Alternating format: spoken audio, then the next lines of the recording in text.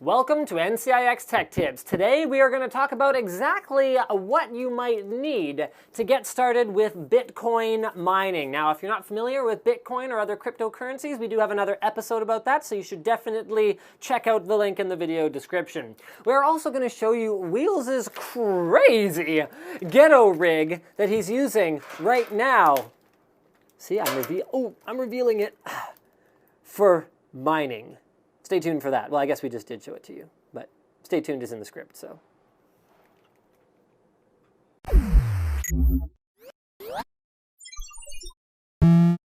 So what do you need in order to mine? Well, really all you need is any computer, any graphics card. I mean, you can mine on CPUs, but it's really not that effective compared to graphics cards. So any graphics card will do.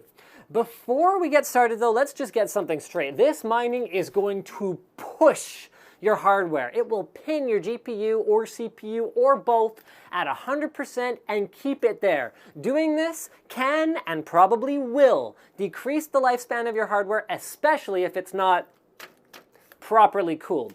Also, if you're planning on doing this with your laptop, please just don't. Those machines are not made to run at 100% load on all the components all the time. This kind of high temperature, high stress environment will kill your laptop. Do yourself a favor and only do this with desktop components with adequate cooling. Alright, so while, like I said before, basically any computing hardware can be used to mine, that's CPUs or GPUs, GPUs are much better, but let's put that in real terms. So for example, a 3930K mines at 66.6 megahash per second, which is basically just evil.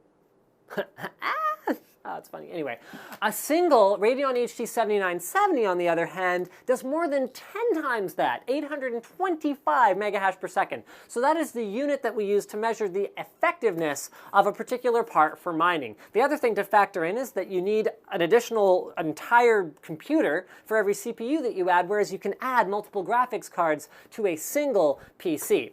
The next thing to note is that when it comes to graphics cards, AMD's architecture right now is much faster than NVIDIA's for Bitcoin mining. So 280 and 290 X's and non-X's are pretty much the sweet spot right now for Bitcoin mining. However, none of this means anything if you're talking about really serious Bitcoin mining, because then you're going to want to go with an ASIC card. But before we get into that, we have to discuss, yeah, these are two power cords coming into this 900D right here.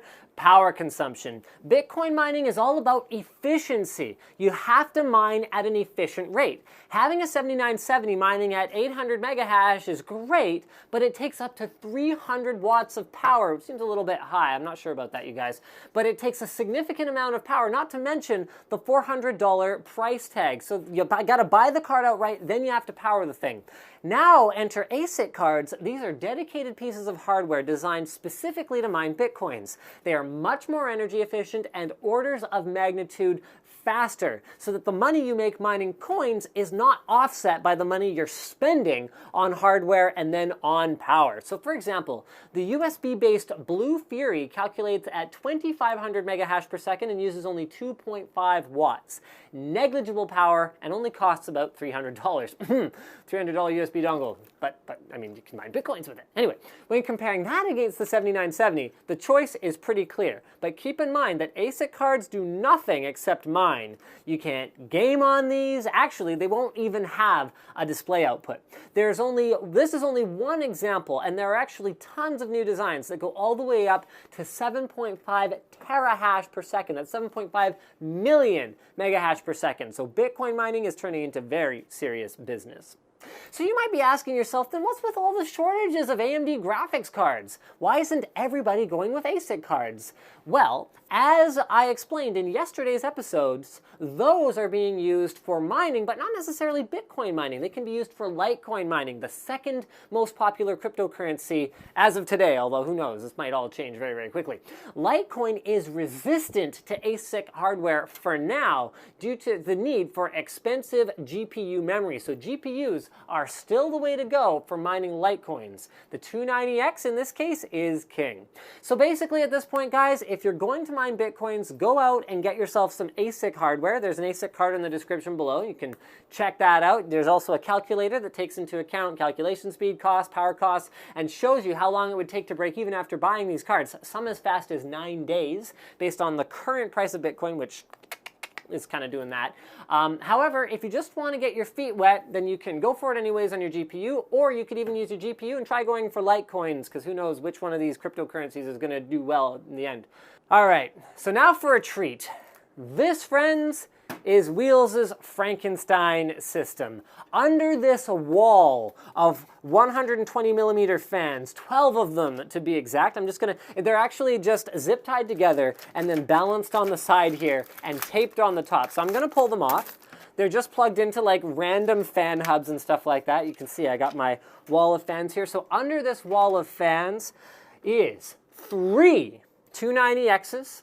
You might have noticed that some of these power cables are different colors because there are 2 power supplies. There is an EVGA 1000 watt P2 power supply and a Corsair TX750M, so a total of 1750 watts of effective power that can be delivered to this system. Okay, so there's 3 290X cards. There's also a 7990 for 5 GPUs. Okay, you can check out some of the NCIXCom Instagram shots for some pictures of this being built. It also has a 3930K 16 gigs of memory, although it should be noted that a ton of memory isn't necessarily essential for Bitcoin mining. Now, check out these thermometer probes. It is 59.3 degrees with the air coming out of the system and 21.1 degrees at the intake. That means that you are actually raising the temperature of the air inside this case by almost 40 degrees with the calculations that are going on inside. The hottest GPU core runs at 86 degrees Celsius because the fans have been cranked to 100%, making this system, oh, well, that'll be a problem. Hold on. Let's just move all the things. There we go. So those fans are running. Let's power this baby up, making this system extremely loud once it's running. Yeah, I guess it's not actually mining right now, so whatever. Anyway, there were actually problems all week getting this thing working, and it blew out 3 separate breakers trying to find a location that it could actually be running at. So, okay, for this particular rig, Wheels is running CG Miner on Windows for now because it's only a few hours have been spent on the software setup, but Linux is actually better if you have the know-how.